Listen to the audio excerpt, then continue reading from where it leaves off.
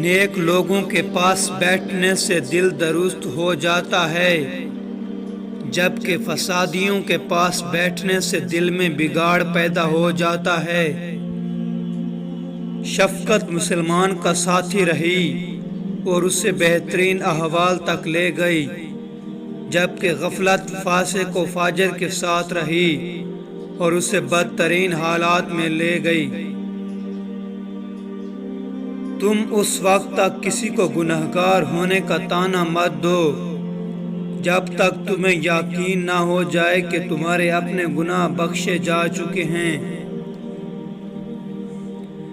ذکر دو طرح کا ہوتا ہے، دل کا ذکر اور زبان کا ذکر۔ زبان کا ذکر گناہوں کو مٹا دیتا ہے اور درجے بلند کرتا ہے، دل کا ذکر اللہ کے قریب لے جاتا ہے اور بڑی عبادت ہوتا ہے۔ اسلام چلے جانے کے 4 اسباب۔ نمبر 1، لوگ اس پر عمل نہیں کریں گے جس کا علم رکھتے ہوں گے۔ نمبر 2، اس پر عمل کریں گے جس کا علم نہیں ہوگا۔ نمبر 3، جو کچھ نہ جانتے ہوں گے اسے سیکھیں گے نہیں۔ نمبر 4، خود سیکھیں گے نہیں اور دوسروں کو بھی منع کریں گے۔